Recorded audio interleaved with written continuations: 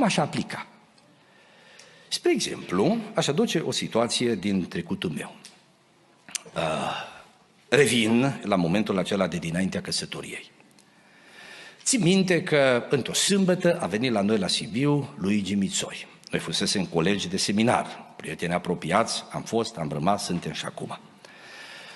Am povestit cu el sâmbătă de frământările mele, i-am cerut sfat și ne-am rugat împreună. Duminica, la biserică fiind, cum stau aceia frații pe cei doi lângă oaltă, stăteam și noi lângă oaltă și ne uitam în adunare.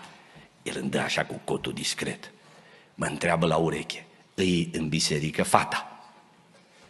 Și eu îi zic șoptit, îi, unde e așezată? Îi spun, dar nu te uita acum acolo. Pe banca cu tare, persoana cu tare. Acum o paranteză. Să nu credeți că păstorii vorbesc între ei aici numai de program. Mai ierte, Domnul. Da.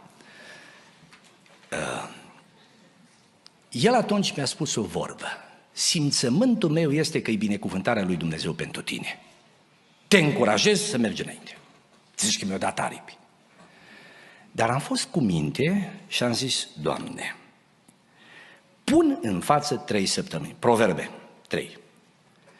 În aceste 3 săptămâni te rog frumos, dacă e voia ta să mă însor cu ea, să zici da. Dacă nu e voia ta, te rog să spui nu. Și apoi m-am gândit, ce mă fac dacă Dumnezeu nu zice nici da, nici nu? Trec 3 săptămâni și-i tăcere. Ce mă fac? Practic, din fire fiind, am zis, Doamne, eu spun de acum ce fac. Pe baza a ce mi-ai spus până acum, dacă taci, mă însor cu fata. Tăcerea ta o iau ca aprobare. Cum am terminat rugăciunea, cum am știut că Dumnezeu va tăcea? Pentru că sosise vremea să-mi asum eu răspunderea. Ține minte, în procesul deciziilor este un punct în care trebuie să-ți asumi tu răspunderea.